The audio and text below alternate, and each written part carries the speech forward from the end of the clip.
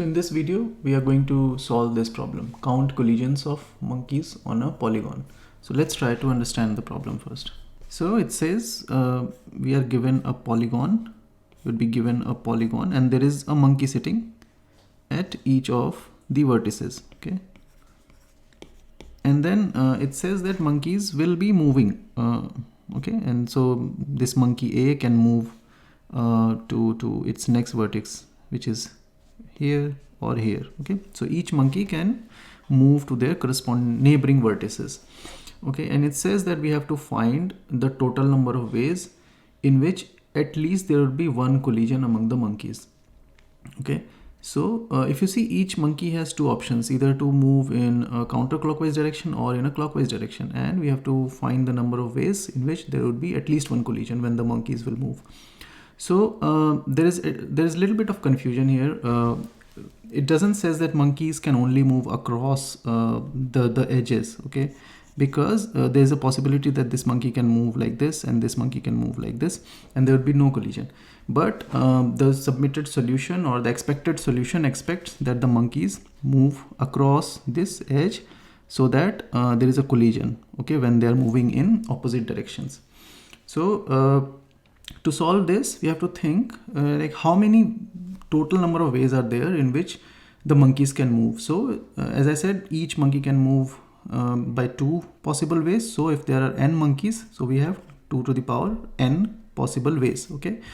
And out of these 2 to the power n possible ways, there are only two ways in which there would be like no collision. And what are those? So if all the monkeys start moving in a clockwise direction or in counterclockwise direction, then only in these two scenarios there would be no collision. What I mean is, so if A moves to following the clockwise direction to B, and then B to C, C to E, okay? So if they all move in the same direction, then there will be no collision. So our answer would be like 2 to the power minus 2. Like these would be the total number of ways in which there would be at least one collision, right? Now, so we can simply calculate 2 to the power n and then subtract 2 from it and return, okay? But there is a caveat here that we have to return the answer as a modulo of 10 raised to power 9 plus 7, okay? And because of this, if we simply return 2 to the power n minus 2, this won't work for one case, okay? So that case is when, let's say, the total number of ways in which the monkeys can move, let's say that comes out to be 10 to the power 9 plus 8, okay? And we have to mod it with this value, okay? So what happens when we mod it with this value, okay? So this gives me ways mod. When we do this, this would give me 1, and then when I subtract 2, because we have to subtract 2, so this would be minus 1, which is not right? If there are if these are the total number of ways in which the monkeys can move, then the answer should be 10 raised to power 9 plus 6, right? So to handle this scenario, what we would do is after this while we would be returning the result, what we would do is we would simply say we would add mod to it, okay, and then do minus 2, okay?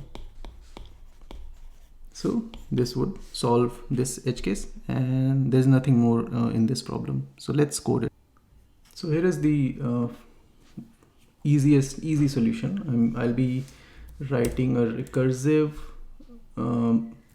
power calculating function, okay? So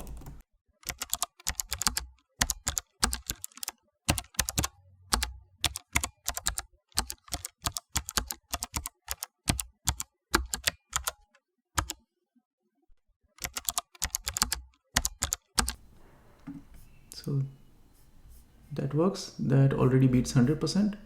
But let's convert this one into an iterative solution, okay? So let me do that.